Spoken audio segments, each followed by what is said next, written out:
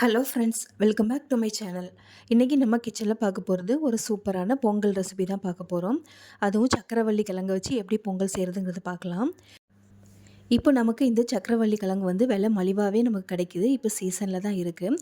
கண்டிப்பாக சீசன் இருக்கும்போதே வாங்கி ஒரு வாட்டி ட்ரை பண்ணி பாருங்கள். இதோட பொங்கல் டேஸ்ட் ரொம்ப சூப்பராக இருக்கும், டிஃப்ரெண்ட்டாகவும் இருக்கும். வீடியோக்குள்ளே போகிறதுக்கு முன்னாடி என்னோடய சேனலை சப்ஸ்கிரைப் பண்ணாதவங்க மறக்காமல் சப்ஸ்கிரைப் பண்ணிக்கோங்க. பக்கத்தில் இருக்க ஆல்ரெடி ஆப்ஷனில் கிளிக் பண்ணிக்கோங்க. அப்போ தான் நான் போடுற வீடியோ உங்களுக்கு உடனுக்குடனே வரும். வாங்க இப்போ இந்த சக்கரவள்ளி கிழங்கு பொங்கல் எப்படி செய்கிறதுங்கிறத பார்க்கலாம். அதுக்கு நம்ம இன்றைக்கி குக்கரில் தான் செய்ய போகிறோம்.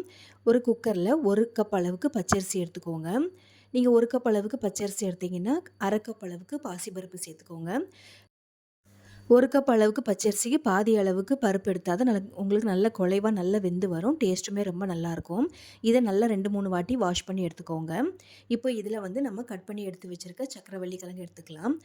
நான் 3 சின்ன சைஸில் இருக்க கிழங்கா பார்த்து எடுத்திருக்கேன். இந்த மாதிரி சைஸில் நீங்கள் கட் பண்ணி எடுத்துக்கோங்க.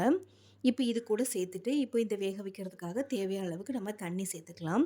நீங்கள் 1 கப் அளவுக்கு அரிசி எடுத்திங்கன்னா அதுக்கு 4 கப் அளவுக்கு தண்ணி எடுத்துக்கோங்க. அப்போ தான் நல்லா உங்களுக்கு குழஞ்சி வெந்து வரும். கரெக்டான அளவில் இருக்கும். நீங்கள் 3 கப் அளவுக்கு தண்ணி எடுத்துகிட்டு 1 கப் அளவுக்கு பால் கூட சேர்த்துக்கலாம். நான் இது பால் கடைசியாக சேர்த்துருக்கேன். அதனால் இப்போது 4 கப் அளவுக்கு தண்ணி சேர்த்துருக்கேன். தண்ணி சேர்த்ததுக்கப்புறமா இதில் வாசனைக்காக 1 ஸ்பூன் அளவுக்கு நெய் சேர்த்துக்கோங்க. நெய் சேர்த்துட்டு நல்லா கலந்து விட்டுட்டு இப்போ ஒரு மூடி போட்டு நம்ம வேக விட்டுடலாம். ஒரு 4லேருந்து 5 விசில் விட்டுக்கோங்க. உங்களுக்கு நல்லாவே வெந்து வந்துடும். பச்சை அரிசி சீக்கிரமாகவே வெந்துடும். இப்போ அரிசி பருப்பு நல்லா வெந்து வரட்டும். அதுக்குள்ளே நமக்கு இதுக்கு வெல்ல பாகு ரெடி பண்ணிக்கலாம். நீங்கள் இன்றைக்கி 1 கப் அளவுக்கு அரிசி எடுத்திங்கன்னா அதுக்கு 1/2 கப் அளவுக்கு வெல்லம் எடுத்துக்கோங்க. நான் இன்றைக்கி நாட்டு சக்கரை தான் சேர்த்துருக்கேன்.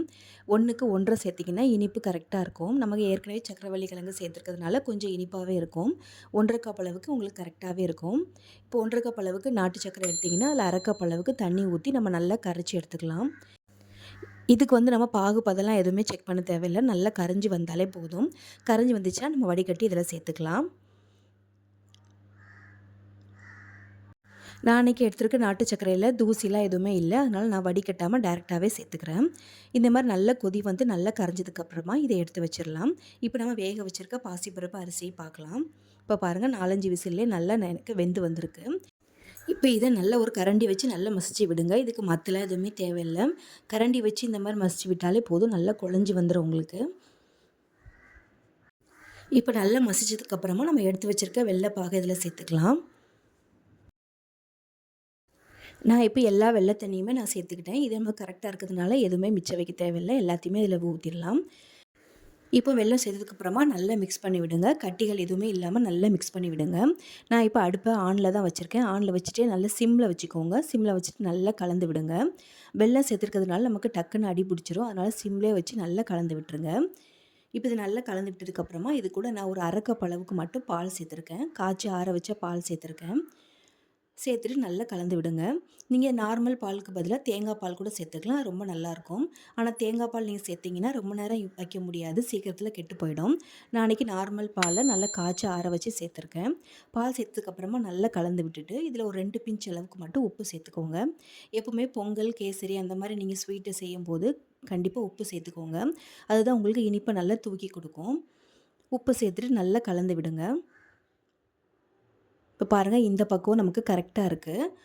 ரொம்ப கட்டியாகவும் இல்லாமல் ரொம்ப தண்ணியாக இல்லாமல் கரெக்டாக இருக்குது.